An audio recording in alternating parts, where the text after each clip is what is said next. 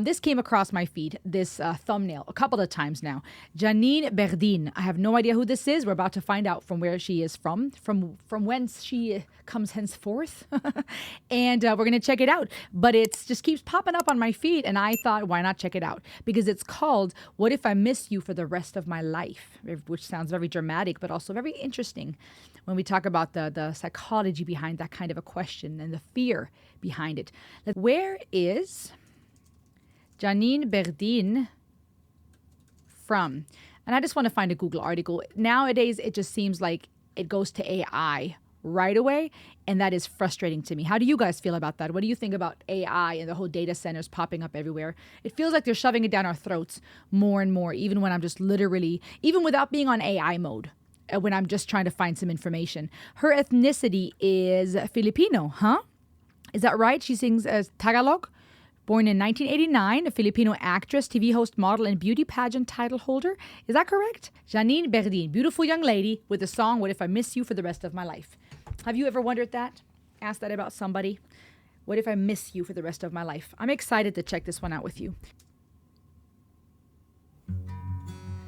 Go subscribe to her, by the way. If you enjoy this, go subscribe and follow and support her.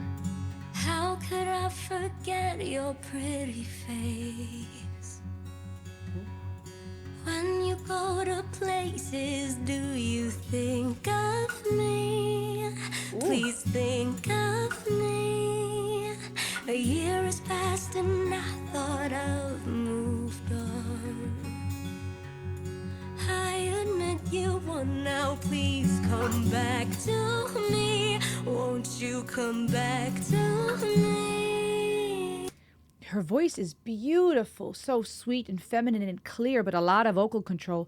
I love the harmonies coming in, and I love how she's tapping into more of that emotion now. That second, no, not second verse perhaps, the second half of that first verse is getting more emotional. And there's always something beautiful about that kind of build-up, right? We don't want to start hard from the start necessarily, but in this ballad-like feel, the introduction with the guitar, everything feeling very somber and sad, it fits. You won, now please come back to me. You see how it's almost forced? You know, it almost feels like there's a level of forced vocalization, which fits to the emotions. Won't you come back to me? Love her skirt piano. People come and go sometimes. Call me your favorite one last time. I'll never get to find no one like you. The drums kicking in was nice. You were all I wanted, you were all I need. Us is all I'll be. People come and go sometimes. Call me your favorite one last time. Oh, it's gonna have me crying. You see the plea in her eyes? I love this. This is heartbreaking, but it's beautiful. That plea, she's embodying this beautifully. Call me your favorite Watch her eyes. one last time, 'cause I have swallowed all my pride, accepted the end of you, and I Rasp. what if I miss you for the rest of my life?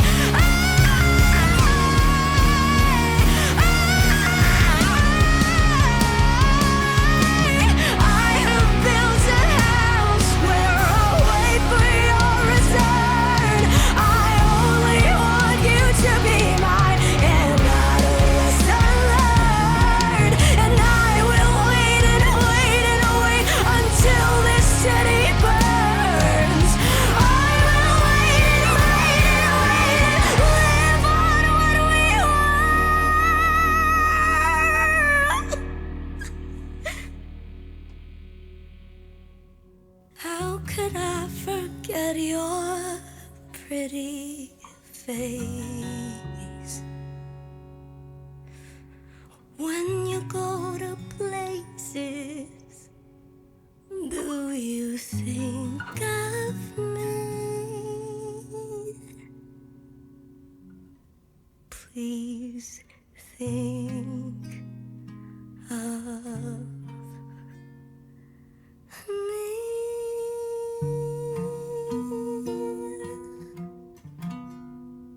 Wow, there's a lot to say here. Wow. Wow. Okay, a couple of things. Beautiful young lady. I promised y'all real talk, real reaction, so I'm just going to give it to you. All the things that popped into my head, and hopefully it can cause an educated conversation that, allows you the freedom to talk in the comments, correct me if you think I'm wrong, for us just to be real with each other in a safe place. That's what I want, right? In a ever polarizing, divisive internet realm, I think we need that. A couple of things I'm thinking here. I really appreciate that ride that this song was, that started soft and sweet, where she brought in the rasps. She opened up her whole vocal box, the vocal control that came in. We went from beautiful, strong, high, sweet notes to grit, to rasp. I don't know if I would go as far as say a fry, but it was subtly, beautifully placed, and it was enough to make you feel this song. And the drums kicking and everything building up to this beautiful crescendo, and now coming down with those notes ending with a lot of airiness and a crack in her voice, which seemed intentionally placed. And I'm torn between feeling like this was just her maybe actually being emotionally upset and putting that into the song, or it being put there on purpose to create that raw feel. It wasn't one of those performances where I could say, oh, she's really crying right now, and this is really her, like we saw in an F with How Could You Leave Us, where he's actually weeping, or in Diana Navarro's El Perdón, where you can see like, oh, this is them really feeling it on camera, and they're just allowing those feelings to come out. Here, I'm not sure. It could be either one, but it was still fittingly placed, and even that crack in the end and those pauses made it feel more natural. It wasn't this perfect auto-tune way to end the song. There was breathiness, there was vocal crack, which fit to the emotion, because that's how we would sound if we're singing, if we're pleading with someone, if we're begging them. I also noticed something here, but that's just because this is a topic on my mind, and this is not really related to the music, but more to musicians and how people are presenting themselves, particularly females more and more, that she's a beautiful young lady, and it's interesting because she almost looked doll-like in the end. I mean, the entire time she looked pretty doll-like, her outfit and her whole attire, but the way that it looks in the very, very end almost looks borderline AI anime. I'm not saying it is. I see that this is her, but it's just interesting how we go through these different phases culturally, where different body features, different sizes, shapes, styles are in. Where you have the era where everybody's supposed to be really, really skinny, and then you have these low-cut jeans with the midriff hanging out. Then you have the era where it's all about the hips, small waist, and everything else is supposed to be proportionately big. Then you have an era that I feel like we're in right now, more and more, where women are trying to almost look doll-like, really big lips, really big eyes. And the thing that stood out to me, and this is not so much related to the song, we'll talk about that in a minute, but to what I'm seeing and how it's affecting how I'm thinking, is that I wonder why. And I know that there's theories about it, and I think there's theories that are valid, but I'd like to know what you guys think. I think that one of the trends that women are trying to look more childlike, more young, that baby fat in the face, the full lips, the großen Glubschaugen, those big eyes. It's beautiful, it's sweet, but also it looks kind of childish. Even we see that with Sabrina Carpenter, I was told. I don't really, follow her work much, but a lot of the style, the dresses, the shorty itty bitty doll girl doll dresses, the style, not even just the clothing, but the makeup presentation, the way that the contouring is done, it's meant to look for girls to look younger and younger. And it concerns me in an era where we are noticing that pedophilia is becoming more and more of an issue, that there's more and more addiction to pornography, and that there's more and more abuse of the young and the innocent. And I worry that we're in this trend fashion-wise, and it's obviously also infiltrated the music industry, where people, especially women again, are meant to look like dolls, very young, and that seems to be attractive. But my question would be, attractive to who? Now, of course, there could be kids and teens that listen to this, that like this and relate to this, and then you take snippets and it goes viral on TikTok. But how many of the people that find this attractive are grown adults, grown people? And it just popped in my head, and I wanted to have an honest conversation with you guys about it. What do you think about that? I know this is like feels left field, perhaps, this topic, but I'd like for you guys I want this to be a place where we can have these adult educational conversations and really address the good and the bad and the ugly and the wonderful things of the world. Traveling the world and exploring includes also having honest conversations about other things that may make us uncomfortable and asking, what is that about though? Can we talk about that trend right now? But that aside, what a beautiful young lady, and I love the emotion that she puts into this. The lyrics are pretty straightforward, but also worth talking about, because on one hand, I see a love song that is absolutely painful and beautiful. How could I forget your pretty face? When you go to places, do you think of me? Please think of me. There was a love, there was an intimacy, there was a human connection. And many of us know what that feels like, where either both grieve or one person grieves what was or could or should have been, and hoping the other thinks of you. I think many of us can relate to that. A year has passed and I thought I moved on. I admit you won. Now please come back to me. A couple of times here we spoke of I'm laying down my pride, I'm swallowing my pride. I've admitted that I'm wrong. There's a level of humility here, and the song seems on surface level like a love song towards someone you thought you could let go, but you can't, where you realize I actually can't be without you, and I'm going to humble myself. I'm going to let you know I actually miss you. I think many people, not only in the movies and in the, in that world, but in real life, a lot of people, they know what that's like. That tension between wondering what should or could have happened, between trying to let go and holding on, between knowing you can't quite go back and maybe you'll never get back what you had, but also wondering what would it take for me to, right? That dance between pride and humility, between love for yourself and love for someone else. It's a constant dance. It's a constant dance. And so I think here I see that duality of someone who thought they could let go but hasn't. Time has passed, but they've not moved on. This battle between the past and the present, hoping for a future with this person, but also realizing there's an element of required where it requires you to swallow your pride to admit something. I admit you won. Not I was wrong. I had said that incorrectly. I admit you won. Please come back to me. Won't you come back to me? It's pleading. I'm swallowing my pride. I accepted the end of you and I. I've accepted we broke up. We're done.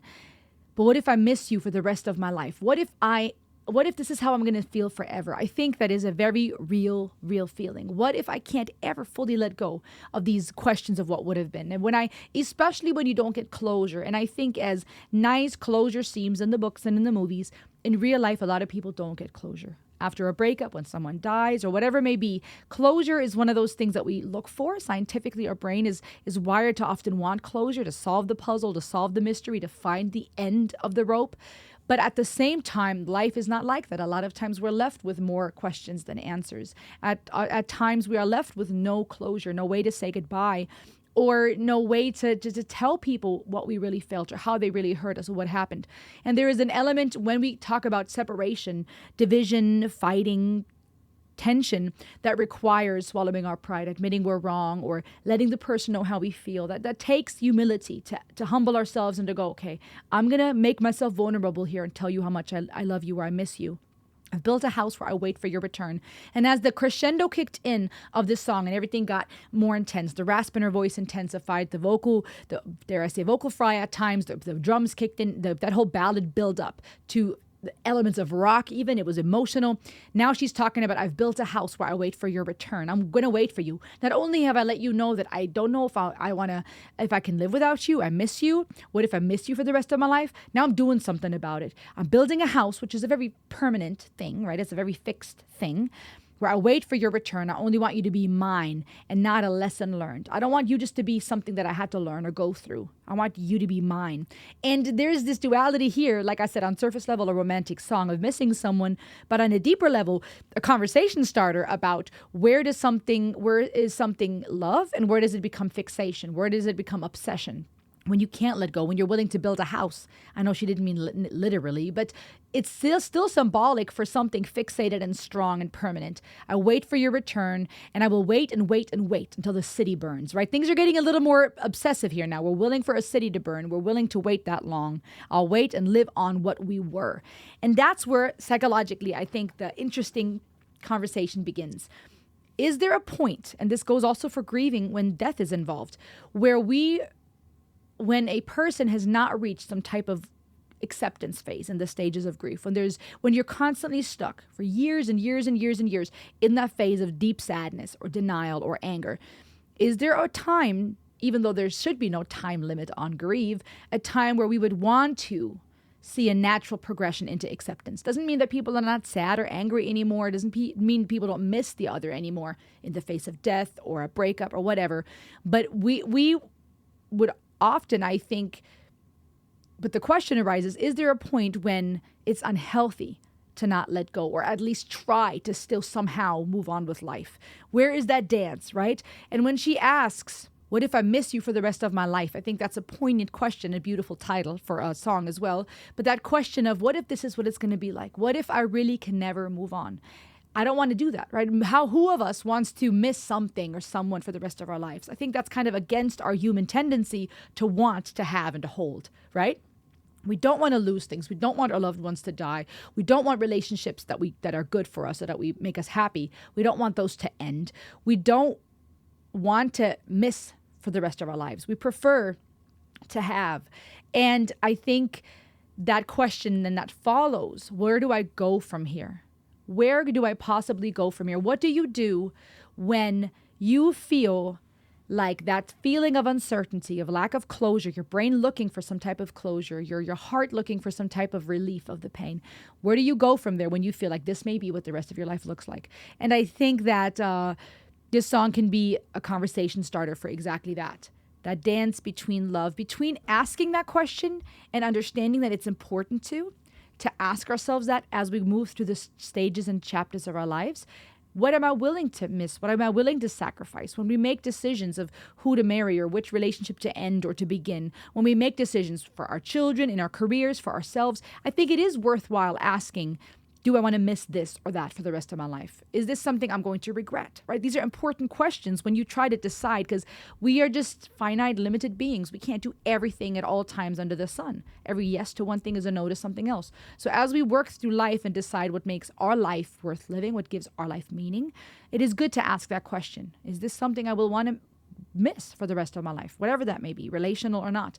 And at the same time, perhaps, there being that dance between also not getting to a place where you are so stuck, you can now not move on. You're now waiting for a city to burn. You're now stuck in a house because you're waiting for someone's return. And it ends back to that somber feeling. How could I forget your pretty face? Full circle back to how she felt in the beginning. When you go to places, do you think of me? Please think of me. A plea to be remembered, to be beloved. Absolute beautiful song. I was stunned by her vocal performance here. This was absolutely beautiful. What a gorgeous girl. What a beautiful song.